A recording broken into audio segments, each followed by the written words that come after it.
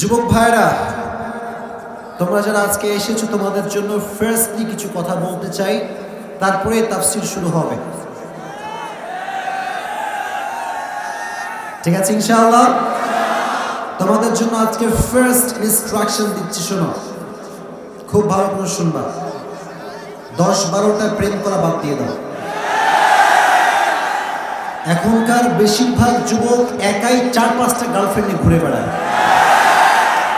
এটা রসুলের চরিত্র হতে পারে না। রসুলের চরিত্র হচ্ছে জীবনে একজনকে হালালভাবে ভালোবাসতে হবে, হারামে যাওয়া যাবে না। আমি যেহেতু তোমাদেরকে বুঝি, সো তোমাদেরকে বলতেছি যুবক, আজ থেকে 10-5টা প্রেম করে চরিত্র নষ্ট করা যাবে না। রাজি আছো ইনশাআল্লাহ? 5টা মিনিট যুবকদেরকে নিয়ে স্পেসিফিক্যালি কিছু বলতে চাই। মুরব্বীরাও মনোযোগ দিয়ে শুনবেন, যারা মা বোনেরা এসেছেন তারাও মনোযোগ দিয়ে শুনবেন। কেউ কোনো প্রকার আওয়াজ করবেন না। এই 5টা মিনিটের কথা যুবকদের লাইফ পরিবর্তন করে দেবে ইনশাআল্লাহ। বলো ইনশাআল্লাহ। শোনো, চরিত্র রক্ষা করে চলো। জীবনে একজন নারীতে হালালভাবে আসক্ত হও, 10 নারীতে হারামভাবে আসক্ত হয়ে চরিত্র নষ্ট করে দিও না। মেয়েদেরকে বলছি, বোনেরা শোনেন, জীবনে একজনকে হালালভাবে ভালোবাসেন, 10 পুরুষের সঙ্গে পরকীয়া করে জীবনটাকে নষ্ট করে দিয়েন না। আর জীবনে সুখে থাকার জন্য এটা জরুরি নয় যে আপনি 10 নারীতে হারামভাবে আসক্ত হবেন।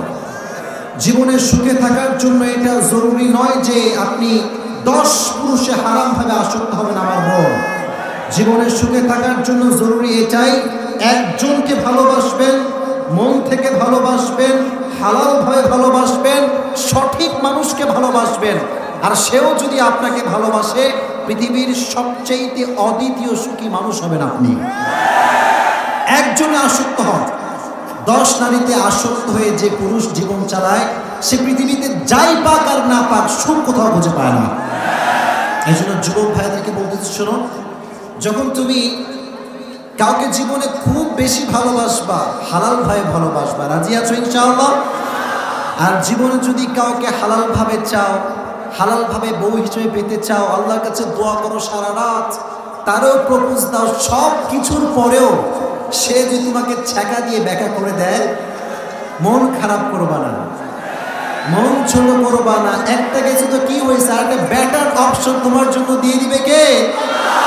দিন শেষে আয়নার সামনে যখন দাঁড়াবা, ছোট্ট একটা প্রশান্তির মুচকি হাসি দিয়ে বলবা, আল্লাহ, মানুষ আমারে ঠকাইছে তো কি হয়েছে, মানুষ আমারে গাদ্দারি করছে তো কি হয়েছে, দিন শেষে আমি আমার রবের কাছে আর আমার এই মনের কাছে তো সৎ আছি, আলহামদুলিল্লাহ।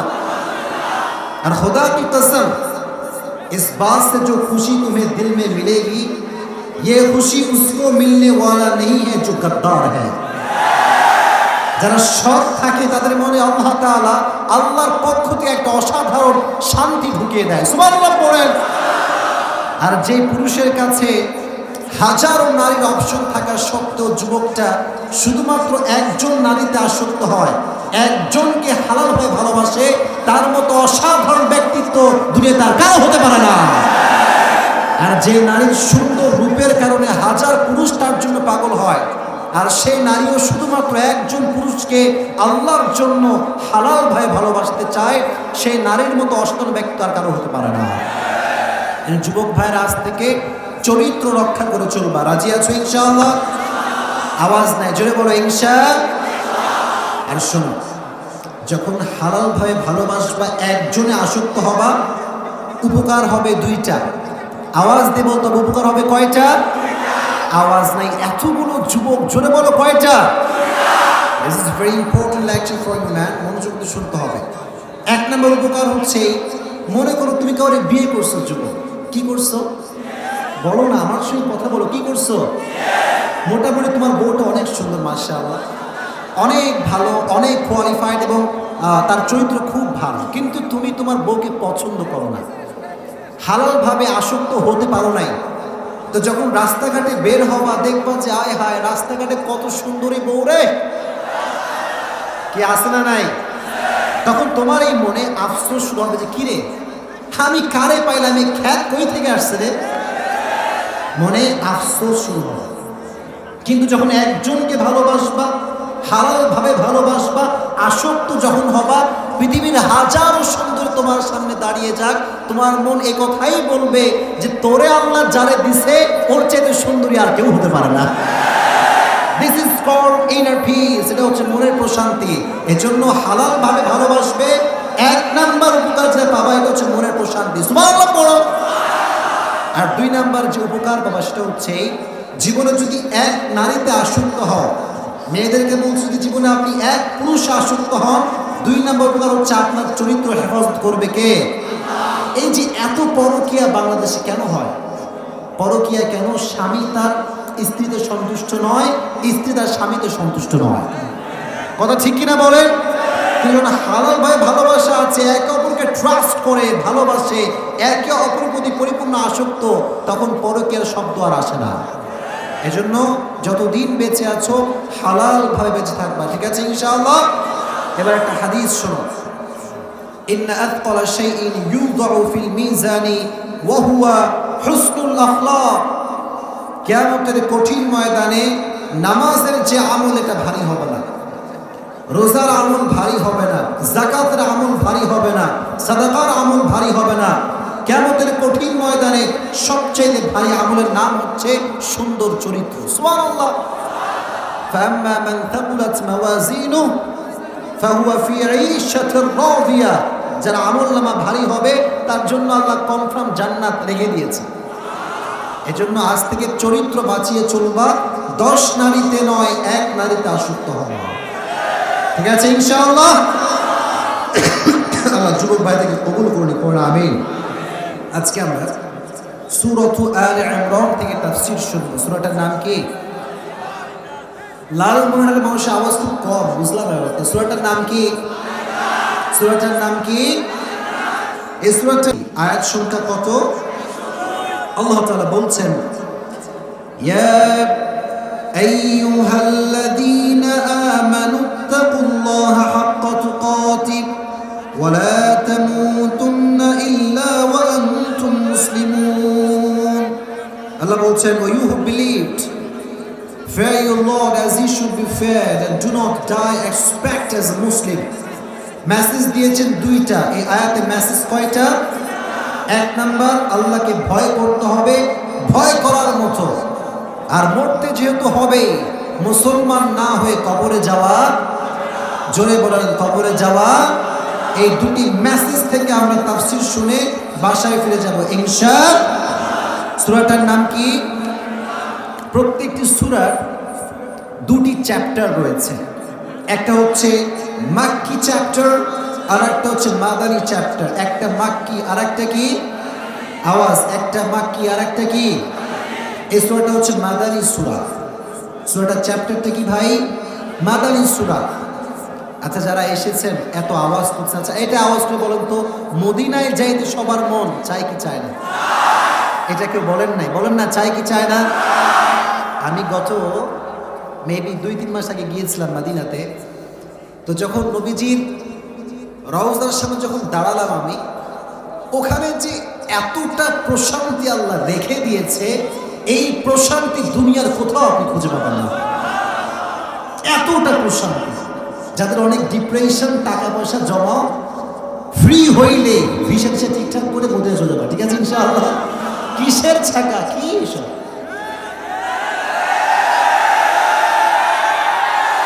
It's nothing man, it's nothing. জীবনে কত ছাকা খাইবা, এসব কোনো প্যারা নেওয়াই যাবে না। Life is beautiful. Life is enjoy your life according to Quran and Sunnah. জীবনকে কোরআন এবং সুন্নাহ দিয়ে সাজাও। দুনিয়ার জমিনে কারো ক্ষমতা না তোমাকে ছাকা দেবে না। কোরআন মদিনায় যাবেন, রাজি আছেন ইনশাআল্লাহ? আল্লাহ তুমি সবাইকে মদিনায় যাওয়ার তৌফিক দিও, পড়া আমিন। মনে বড় আশা ছিল যাব মদিনায়, পড়েন। মনে বড় আশা ছিল যাব মদিনায়, সালাম আমি করব গিয়ে, সালাম আমি করব গিয়ে নবীর রওজা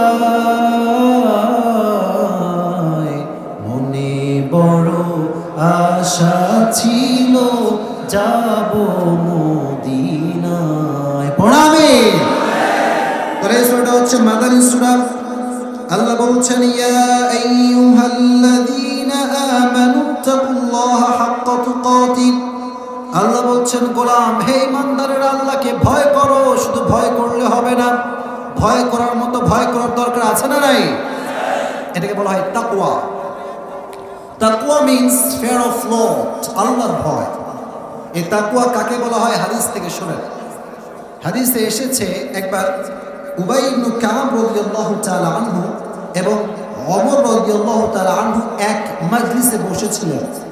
হঠাৎ করে কথা উঠলো, মা তারিফুত তাকওয়া, what is the definition of তাকওয়া? তাকওয়া কাকে বলা হয়? প্রশ্ন উঠলো। একজন সাহাবী এক একটা জবাব দেয়। একজন সাহাবী বলে এইটার নাম তাকওয়া, আর একজন সাহাবী বলে ওইটার নাম তাকওয়া। ভেজাল আছে না নাই? একজন এক একটা কয়। আসলে কোনটা সবচেয়ে বেস্ট? ওমর রাদিয়াল্লাহু তাআলা আনহু খেয়াল করলেন কোনার ভেতরে উবাই ইবনে কাব চুপচাপ বসে আছেন, কোনো কথা কয় না। উনি বললেন, উবাই ইবনে কাব, মা তারিফুত তাকওয়া, আপনি আমাকে বলেন যে তাকওয়া কাকে বলা হয়, তাকওয়ার সংখ্যাটা কি? উবাই ইবনে কাব বলল, ওমর, আমার কথা কি বোঝা যায়? বোঝা যায়? ওমরকে বলল, ওমর, তুমি কি কখনো কাঁটাযুক্ত রাস্তা হেঁটেছো? কাঁটাযুক্ত রাস্তা, চতুর্পাশে কাঁটা, সাপ, বিচ্ছু দিয়ে পুরো জঙ্গলটাই ভরপুর, এমন কোন রাস্তায় কি কখনো তুমি হেঁটেছো? ওমর ওমর বলল, ইয়েস, আমি তো হেঁটেছি।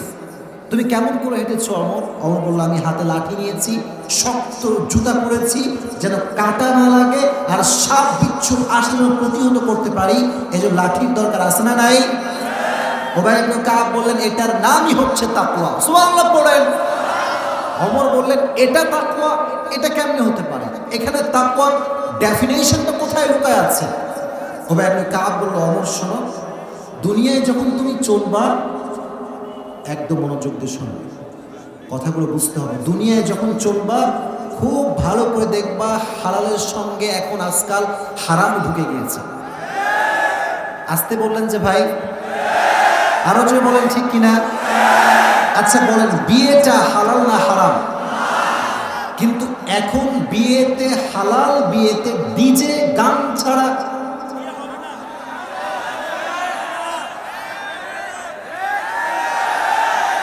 ছি ছি ছি ছি ছি ছি।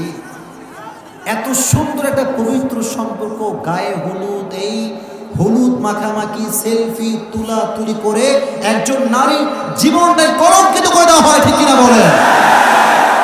উবাই ইবনে কাব বলেন, এটাই হালালও আছে হারামও আছে, হালালকে অ্যাকসেপ্ট করবা, হারামকে বর্জন করবা। রাজি আছেন তো ইনশাআল্লাহ? এটাই হচ্ছে নবীজির আদর্শ। ওয়ামা আতাকুমুর রাসূলু ফাখুযুহু ওয়ামা নাহাকুম আনহু ফান্তাহু। Whatever he brings with, take it. Whatever he forbids, abstain from it. নবীজি যা বলেছেন তাই ধরো, নবীজি যা ছাড়তে বলেছেন তাই ছাড়ো, তুমি কনফার্ম জান্নাতি হয়ে যাবে। সুবহানাল্লাহ পড়েন। এজন্য উবাই ইবনে কাব বললেন, দুনিয়াতে হালালও আছে হারামও আছে। যে ব্যক্তি হালালকে গ্রহণ করবে, হারাম থেকে বাঁচবে, তাকে মুত্তাকি হিসেবে ঘোষণা করে দিবে একজন, তিনি কে? হারাম থেকে বাঁচবেন। রাজি আছেন তো ইনশাআল্লাহ? আচ্ছা যুবক ভাইরা দেখো, রাস্তাঘাটে চলা এটা হচ্ছে হালাল কাজ। এটা কি কাজ? কিন্তু রাস্তায় যখন তুমি চলবা, এখন মানে বলতে খুব কষ্ট লাগে, দুঃখ লাগে। এখনকার বেশিরভাগ মেয়েরা জিন্সের প্যান্ট আর টি শার্ট পরে ঘুরে বেড়ায়। তো ব্যাপারটা হচ্ছে এই যে তারা ঘুরলে দোষ হয় না, যুবকরা যখন একটু ভুলে তাকায় বলে লুচ্চা লুচ্চা লুচ্চা লুচ্চা। पहले अपना ক্যারেক্টার ঠিক করো, আগে নিজেকে শুধরান, গোটা বাংলাদেশ শুধরে যাবে। নিজের চরিত্রের খবর নেই। চাচা মিয়া চায়ের দোকানে গল্প দেয়, অমুকের সওয়াল ভালো না, অমুকের মাইয়া ভালো না, অমুকের বউ ভালো, তোর কে ভালো? তোর কে ভালো রে? যে মানুষের নয় বদনাম করে, গীবত করে, সে সবচেয়ে বড় জঘন্যতম পাপী। কথা বলে ঠিক কিনা? এই জন্য দুনিয়াতে হালালও আছে হারামও আছে। আজ থেকে নিয়ত করলাম হালালকে গ্রহণ করব, হারামকে গ্রহণ করা যাবে। This is the first definition of তাকওয়া। এটা হচ্ছে তাকওয়ার প্রথম সংজ্ঞা। দ্বিতীয় সংখ্যাটা কি? কেউ দেখে না, কেউ শোনে না, দেখে কে? আওয়াজ দিয়ে আল্লাহকে ডাকেন, বলেন কে? কেউ শোনে না, শোনে কে? এই ভয় যদি প্রত্যেকের অন্তরে ঢুকে যায়, প্রত্যেকটা অফিসারের অন্তরে ঢুকে যায়, প্রত্যেকটা পুলিশের অন্তরে ঢুকে যায়, প্রত্যেকটা র্যাবের অন্তরে ঢুকে যায়, আগামীকাল থেকে বাংলাদেশে ঘুষ নামে কোনো শব্দই থাকবে না। এক অফিসারের কাছে তার কর্মচারী ঘুষ নিয়ে আসছে। কি নিয়ে আসছে? মাস চলছে, রমজান মাস। মাসটার নাম কি রে ভাই? আরে জোরে কোন না, মাসটার নাম কি? অফিসার খেপা, বেয়াদব! রমজান মাসে কি কেউ ঘুষ হাত দিয়ে নেয়? পাগলা! সুন্দর করে ঘুষটা টেবিলের ভিতরে ঢুকাই দেয়। আচ্ছা, কারণ ঘুষ আপনি হাত দিলেন না, দ্যাটস ওকে, কিন্তু ওই যে টেবিলে ঢুকাইছেন কেউ দেখে নাই। কে দেখছে? এটা যদি কেউ বোঝে, সে কি আর ঘুষ খাইতে পারে? জজ সাহেব বিচার করতে বসছে, সামনে টেবিল, সব ওকে, দুই পাশে দুজন উকিলও আছে। যখন কোনো বিচার বসে জজের কাছে বা আদালতে, দুইজন অপরাধীকে সামনে দাঁড় করানো হয়, যে কোনো একজন নিষ্পাপ হয়। ঠিক কিনা বলেন? কারণ একজন না একজনকে ফাঁসতেই হবে, একজন না একজনকে বাঁচতেই হবে। ব্যাপারটা এরকম, খেলাটা এরকম। তো একজন আসলে অপরাধী, তার দোষ নাই, সে আসলে কোনো অপরাধ করে নাই। তো তার যে উকিল, সে উকিল অনেকগুলো দলিল পেশ করছে, তার মোয়াক্কেল যে একদম নিরপরাধ, কোনো দোষ নাই, অনেকগুলো দলিল পেশ করছে। তো জজ সাহেব সব শুনছে, সব শোনার পরে বলতেছে দ্বিতীয় উকিলকে, ভাই তোমার আসামি যে নিরপরাধ, এর দলিল কি? উকিল ভাবতেছে তো আসলে এটা বাটপার, তো আসলেই বাটপার, কোনো দলিল আমার কাছে নাই। তো চুপচাপ থেকে বলছে, মহামান্য আদালত, আমার লোক যে আসলেই নিরপরাধ, যদি এটা বুঝতে চান, আপনার সামনের ফাইলে অমুক পৃষ্ঠা খুলে দেখেন, দলিল পেয়ে যাবেন। কি পেয়ে যাবেন? তো জজ সাহেব তার কথা অনুযায়ী সামনে ফাইল ছিল, ফাইলটা নিয়েছে। ফাইল খুলে তার কথা অনুযায়ী নির্দিষ্ট পৃষ্ঠা খুলেই দেখে 10,000 টাকা। কয় হাজার টাকা? জজ সাহেব হেসে হেসে বলছে, মাশাআল্লাহ, দলিলটি অত্যন্ত যুক্তিসঙ্গত হয়েছে এবং যথাযথ হয়েছে। তবে আপনার আসামি যে নিরাপদ, আমি বুঝতে পেরেছি অর্ধেক, আরো অর্ধেক বুঝতে চাইলে, আমার পক্ষ থেকে রায় পেতে চাইলে এরকম দলিল বেশি না আর 4টা দিলেই হবে। আগে ছিল 10, পরে আরো 4, 10, কয় হলো? 50 দেন, মাল খালাস করে নিয়ে চলে যাবে।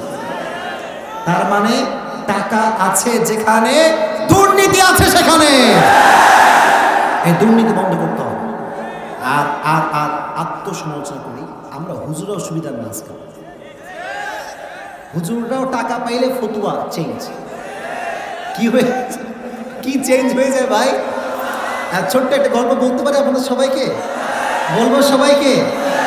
পাকিস্তানে একজন হুজুরের কাছে এক লোক আসছে, এসে বলতেছে, হুজুর मैंने अपनी बीवी को 3 तलाक दे दिया।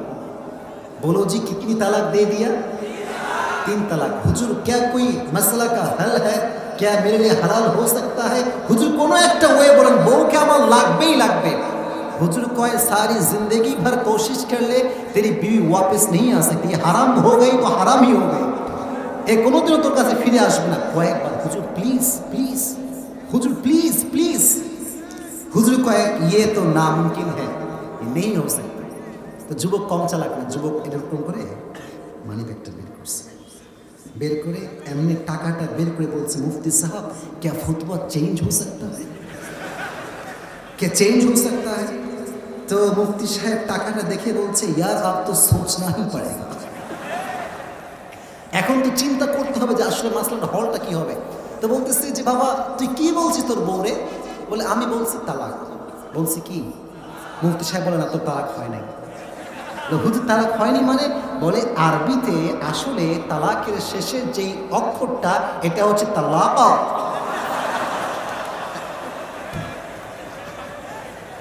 কফ। এই যুবকরা পড়ো নাই তোমরা? কম কলার হরফের প্রথম হরফটার নাম কি? আছে না? তো হুজুর বলতেছে উচ্চারণ হবে তালাক, আর তুই বলেছিস তালাক, তো তালাক হয় নাই, যা মাসলা হল, টাকাটা আমার দিয়ে যা। तो यही बात है, अगर पैसा दोगे तो सब कुछ चेंज हो जाएगा।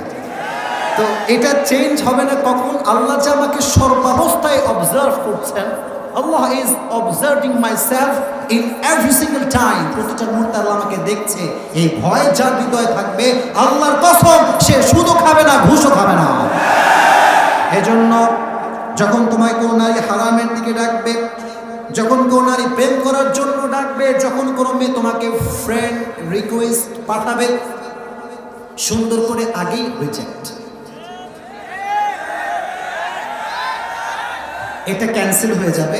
মেয়ে যদি মেসেজ করে পরে কি আবার আমার মতো সুন্দরী মেয়ে আপনাকে, আপনার মতো আবুলকে ফ্রেন্ড রিকোয়েস্ট পাঠালাম, আপনি ক্যান্সেল করলেন কেন? বলে বাবাজি আমার দরকার নাই, কেউ না দেখলেও।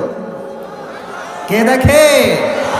যাদের হৃদয়ে আছে আল্লাহর ভয়, তারা কবু পথ ভুলে যায় না। আল্লাহর প্রেম ছাড়া এই দুনিয়ায় কারো কাছে কোনো কিছু চায় না, ঠিক না? এজন্য ভয় রাখতে হবে একজনের, তিনি কে? ওমর ফারুক রাদিয়াল্লাহু তাআলা আনহু। গভীর অন্ধকার রাত, রাজ্যের ভেতর থেকে বের হয়ে গিয়েছেন দেখার জন্য প্রজাদের কি অবস্থা চলতেছে, কে কি অবস্থায় আছে। হঠাৎ করে একটা বাসার সামনে থেমে গিয়েছেন। খুব খেয়াল করে দেখছেন যে বাসার ভেতরে মা এবং মেয়ের মাঝে কথা চলছে। মা এবং, এই যুবক তোমরা সব মরা নাকি? মা এবং মা এমনি দুধের একটা পেয়ালা নিয়ে আসছে, বিশাল বড় পেয়ালা।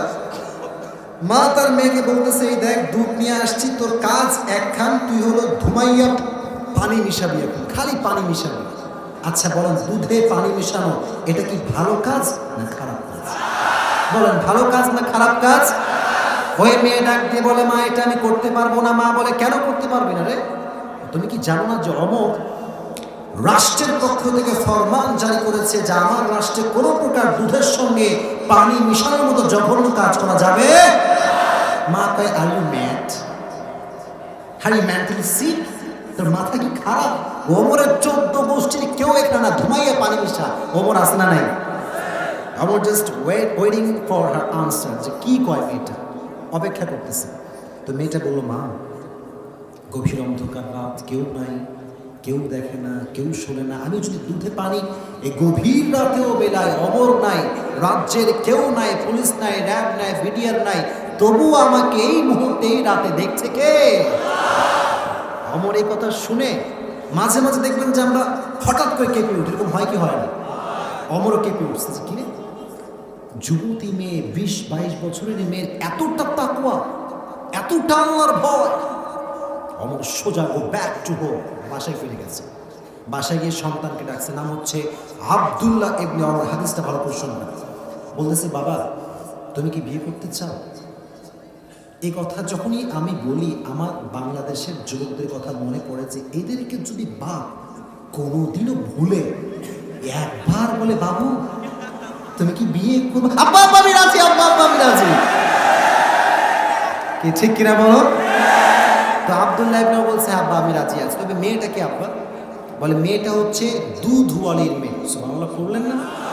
যাও দুধওয়ালির কাছে যাও, গিয়ে প্রস্তাব দাও, যদি রাজি হয় বিয়ে করবা, না হয় ফিরে আসবা। অমরের ছেলে বিয়ে দিয়েছে একজন দুধওয়ালির মেয়ের সঙ্গে। দ্য কোয়ালিটি ইজ অন তাকওয়া। গুণটার নাম কি? সবার মুখ থেকে শুনতে চাই, গুণটার নাম কি? এবার আসেন কারেন্ট সিচুয়েশনটা কি চলে, বর্তমানে কি চলে। অমর কি আচ্ছা আগে এইটা ক্লিয়ার হোক, অমর কি সাধারণ মানুষ না অসাধারণ মানুষ? আমাদের বাংলাদেশের প্রধানমন্ত্রীর নাম কি? উনি শুধুমাত্র, she is the prime minister of Bangladesh, শুধুমাত্র বাংলাদেশের প্রধানমন্ত্রী। কিন্তু অমর শুধুমাত্র একটা কান্ট্রির প্রাইম মিনিস্টার নয়, অমর হচ্ছে অর্ধ পৃথিবীর প্রধানমন্ত্রী। সুবহানাল্লাহ! অর্ধ প্রধানমন্ত্রী, অর্ধ পৃথিবীর প্রধানমন্ত্রী। তার ছেলের বিয়ে দিচ্ছে দুধওয়ালির মেয়ের সঙ্গে। গুণ হচ্ছে একটা, বাবা হয়ে ছেলের বিয়ে দিচ্ছে তাকওয়া দেখে। কিন্তু এখনকার বাবা জানেরা সরকারি টাকলা ছাড়া নাকি বিয়েই দিতে চায় না। What is this? What is this? হ্যাঁ, এটা কোনো কথা? বাবা জান, আপনার পায়ে আমার হাত, আসলে ভাই দুঃখের বিষয় মেয়েদেরও কম দোষ না, এরা আবার গাঁজাখোর ছাড়া নাকি পছন্দই করতে চায় না।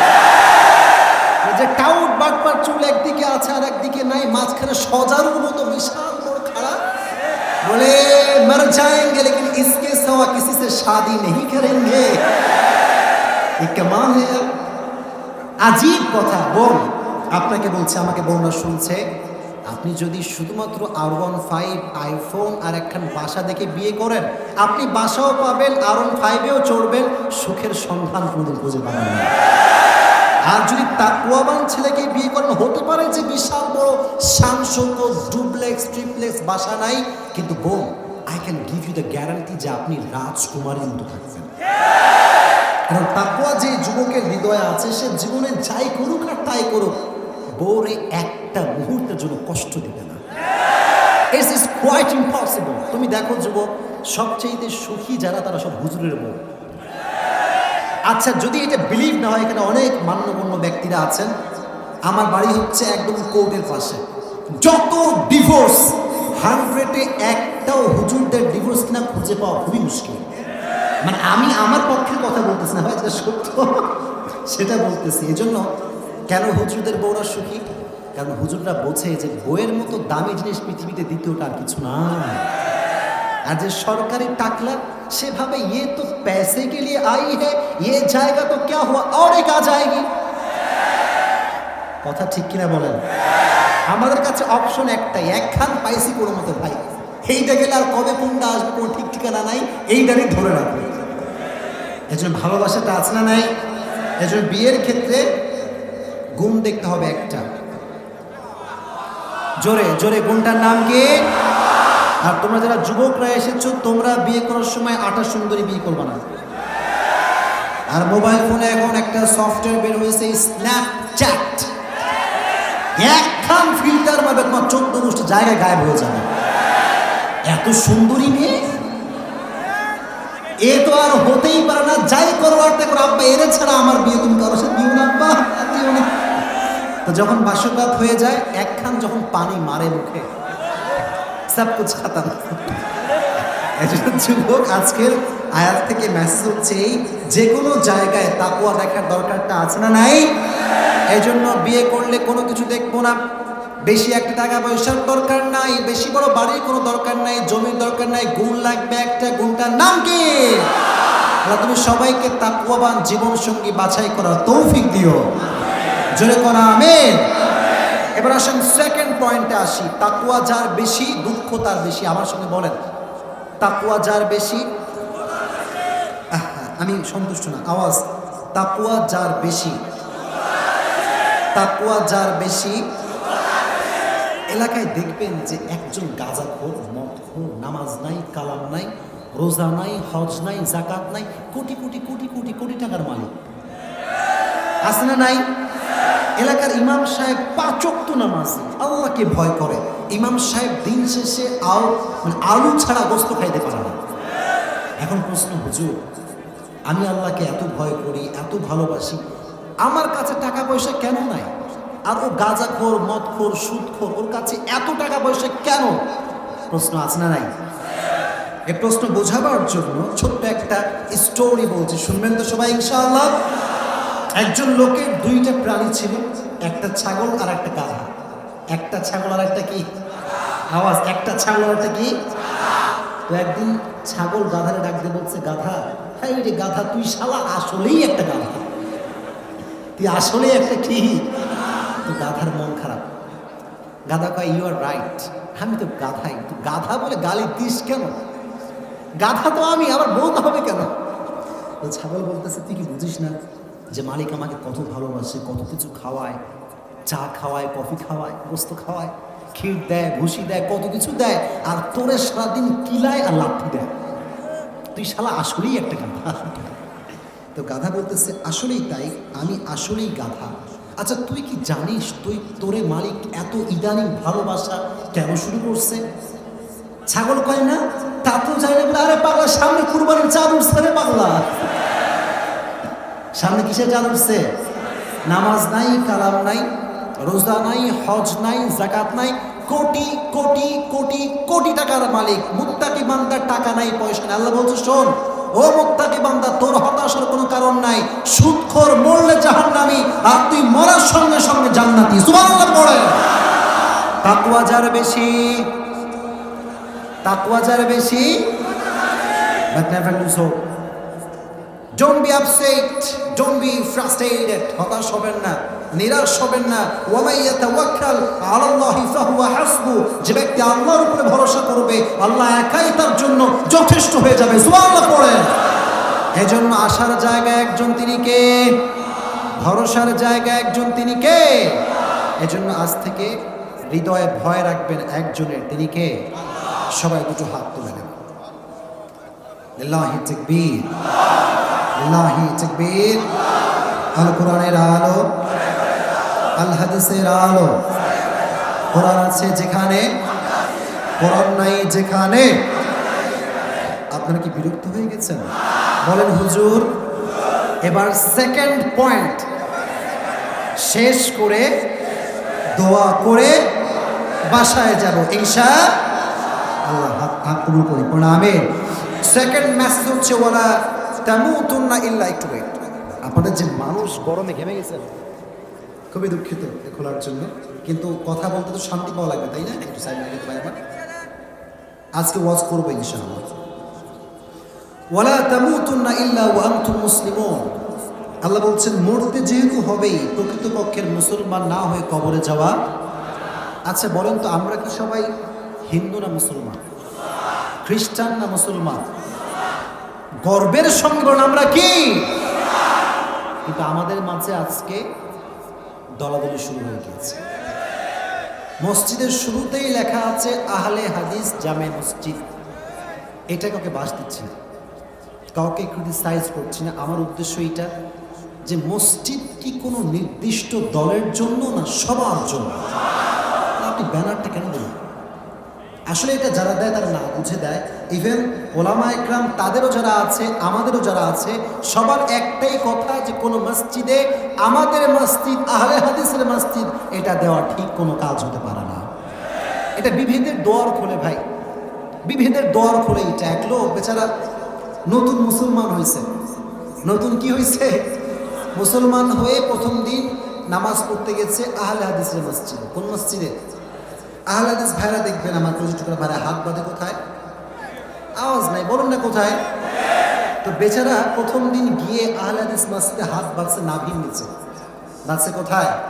নামাজ যখন শেষ, সব মুরব্বীরা ওরে ঠাইসে ধরছে।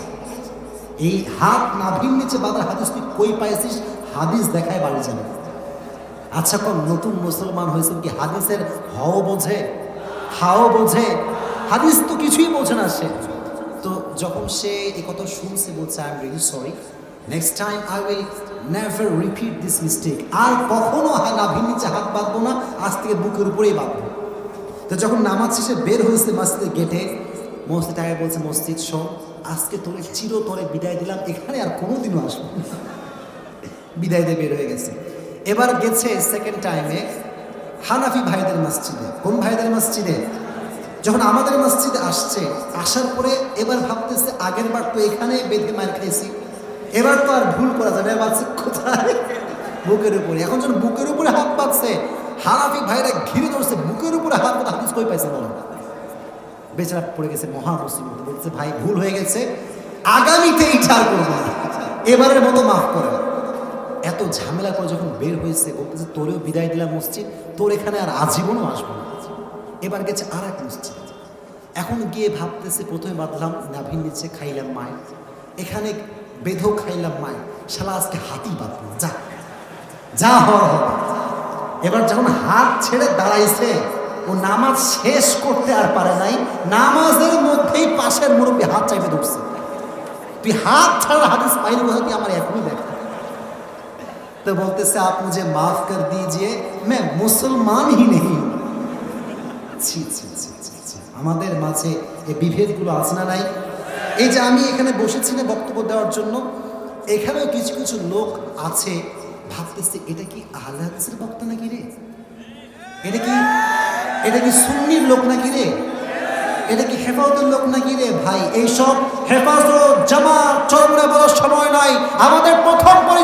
আমরা মুসলমান ঘরের সন্তান। This is our first identity. এটা আমাদের প্রথম পরিচয় যে আমরা হানাফি নই, মাযহাবি নই, লামাযহাবি নই, আমরা আহলে হাদিস নই। আমাদের প্রথম পরিচয় আমরা মুসলমান ঘরের সন্তান, আর আমরা সব মুসলমান। এটা মাথায় থাকবে তো ইনশাআল্লাহ। এজন্য আল্লাহ বললেন, গোলাম শোনো, মরতে যেহেতু হবে, মুসলমান না হয়ে কবরে আসা যাবে না। বলেন তো মরতে হবে কি হবে না?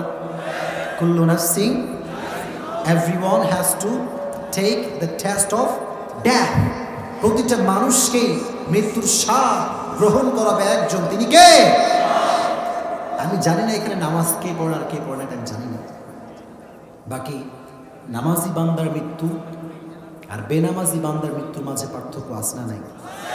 নামাজি বান্দার সামনে যখন মালাকুল মউত এসে দাঁড়াবে, একটা সাদা ধবধবে যুবকের বেশে আসবে, সুবহানাল্লাহ পড়ে।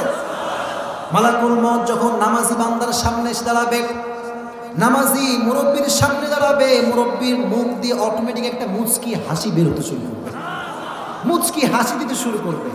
আর সে অনুভব করবে যে আমার অশান্তির জীবন শেষ, শান্তির জীবন শুরু হতে যাচ্ছে। সুবহানাল্লাহ পড়লেন না যে ভাই? মুমিনের মৃত্যু হচ্ছে জেলখানার থেকে মুক্তি। আল্লাহু আকবার। আর যখন বেনামাজির সামনে মালাকুল মউত দাঁড়াবে, বেনামাজির চোখটা উপরের দিকে উল্টে যাবে, এভাবে উঠে যাবে, মুখের ডান পাশ থেকে ফেনা বের হতে শুরু করবে, থর থর থর থর করে কাঁপতে থাকবে। বেনামাজির রূহটা একবার ডান দিকে দৌড় দিবে, আর একবার বাম দিকে দৌড় দিবে, একবার সামনে দৌড়, পেছনে দৌড়। মালাকুল মউত এটাকে টেনে হিঁচড়ে ধরে একটা জীবিত ছাগলকে যাবেহ না করে তার চামড়া ছিঁড়ে ফেললে যেই পরিমাণ কষ্ট হয়, তার চাইতে কমসে কম 70 গুণ। এই যে মসজিদ উন্নয়ন আজকে ভাই, বিশাল বড় মসজিদ। আমার মসজিদ অনেক বড়, রাজশাহী অনেক মসজিদ অনেক বড়। জুমার দিনে লোক জায়গা দেওয়া যায় না, আর ফজরের নামাজে লোক খুঁজে পাওয়া যায় না।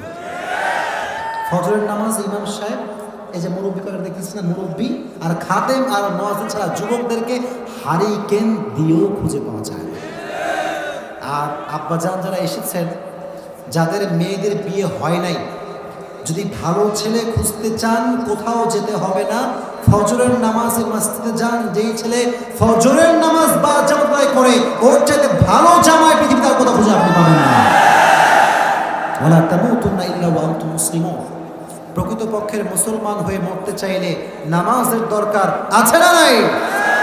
তুমি সবাইকে 5 ওয়াক্ত নামাজি বান্দা হিসেবে কবুল এবং মঞ্জুর করণীয়, সকলে পড়া আমিন। প্রিয় ভাইরা, আপনারা 2-1 উঠাউঠি করছেন, মানে আলোচনা শেষের দিকে শেষ করে দিতে হবে আমাকে। না না না, 2-1 লোক উঠতেছে মানে তাদের মনে হচ্ছে মানে সময় কটা বাজে ভাই? 12টা বেজে গেছে, তার মানে সময় শেষ। না না না, জেদ করো না। এখন সব লোক বসে আছে, আমরা এই অবস্থায় দোয়া করে দেবো, ঠিক আছে ইনশাআল্লাহ? না আমি বলি, আচ্ছা আচ্ছা শোনেন শোনেন, আচ্ছা আচ্ছা বলি বলি বলি বলি আপনারা শুনবেন। আচ্ছা দাঁড়ান না বাবা, দাঁড়াও না। তোমরা ওয়াজ সময় 12:30 পর্যন্ত ফজরের নামাজ যে জামাতে পড়বা, গ্যারান্টি নেই। ওই যে তাবিওরা হুজুর বলছে গ্যারান্টি নাই, তার মানে আসলে গ্যারান্টি নাই। তো শোনো, আমি আজ 2-1 কথা বলতেছি, আগে বলি। আজকে মেসেজ হচ্ছে 2টা। কয়টা মেসেজ ভাই বলেন না, কয়টা মেসেজ? 1 নাম্বার, শুধু কি ভয় করলে চলবে না ভয় করার মতো ভয় করতে হবে? মাশাআল্লাহ, তুমি সবাইকে তাকওয়াবান জীবন চালানোর তৌফিক দিও, পড়া আমিন। 1 নাম্বার। 2 নাম্বার হচ্ছে, যেহেতু মরতেই হবে, প্রকৃতপক্ষের মুসলমান না হয়ে কখনো কবরে যাওয়া, আল্লাহ যা যা বলেছি সবাইকে তুমি সেই অনুযায়ী আমল করার তৌফিক দিও, পড়া আমিন। সবাই হাত তুলেন।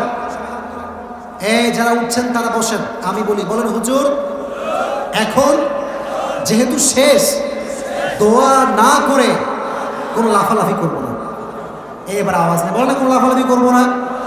বসে বসে দুরূদ না না না না ভাই, এটা সিস্টেম না। 12টা বেজে গেছে মানে অনেক রাত হয়ে গেছে। আলহামদুলিল্লাহি রাব্বিল আলামিন ওয়াস সালাতু ওয়াস সালামু আলা সাইয়্যিদিল আমবিয়া ওয়াল মুরসালিন ওয়া আলা আলিহি ওয়া আসহাবিহি আজমাইন। আল্লাহ রাব্বুল আলামিন আমার কলিজার টুকরা যুবক ভাইরা মাহফিল শোনার জন্য এসেছে, মুরব্বী ভাইরা এসেছে, আল্লাহ শুরু থেকে নিয়ে শেষ পর্যন্ত প্রত্যেকটি লোক চাতক পাখির মতো মনোযোগ দিয়ে শুনেছে। দয়া করে মেহেরবানি করে যা যা বলেছি, যে কথাগুলো বলেছি, সবাইকে তুমি সেই অনুযায়ী আমল করার তৌফিক দান করে দাও।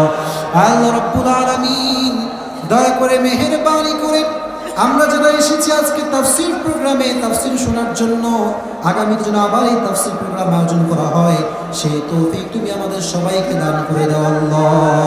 আল্লাহ রাব্বুল আলামিন আমার ডানে আমার বামে অনেক মুরব্বিয়ান আযমরা বসে আছে, দয়া করে মেহেরবানি করে সমস্ত মুরব্বিয়ান আযমদেরকে তুমি ইসলামের সৈনিক হিসেবে কবুল এবং মঞ্জুর করে নাও আল্লাহ।